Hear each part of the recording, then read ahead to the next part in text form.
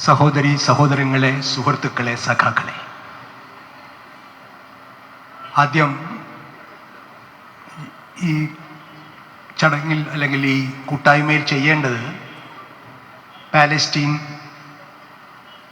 പോരാട്ടത്തിൽ ജീവിതം ബലിയർപ്പിച്ച എല്ലാ രക്തസാക്ഷികൾക്കും നമ്മളുടെ ഓർമ്മ പുതുക്കുക എന്നുള്ളതാണ് ആദ്യം ചെയ്യേണ്ട നമ്മുടെ കടമ.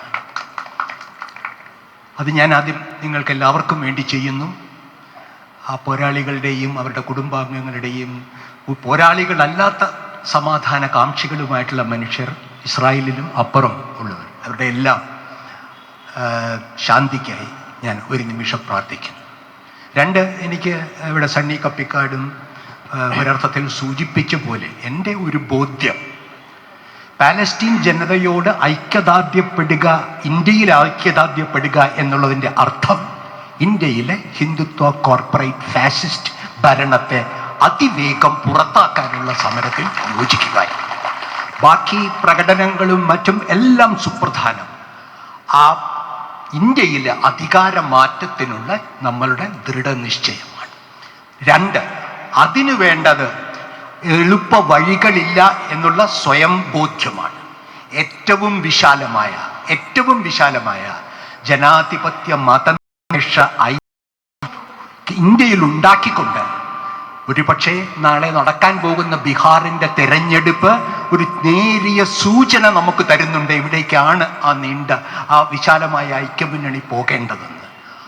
ഇന്നല്ലെങ്കിൽ നാളെ കേരളത്തിലും അത്തരത്തിലൊരു വിശാലമായ രാഷ്ട്രീയ സാംസ്കാരിക ഐക്യമുന്നണി ഉണ്ടാവും എന്ന് വിശ്വസിക്കുന്നയാളാണ് ഞാൻ. അതല്ലാതെ ഈ ഫാസിസ്റ്റ് കാലഘട്ടത്തെ മറികടക്കാൻ കഴിയുകയില്ല. ഒരു കാര്യം കൂടി പറയാം.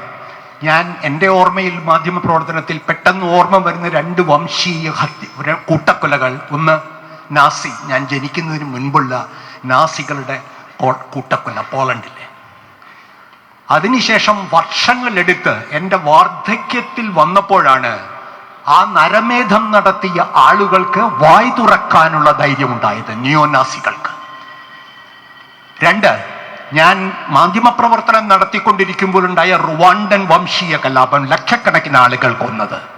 എൻ്റെ മകൻ അവിടെയാണ് ഇന്ന് ജോലി ചെയ്യുന്നത്.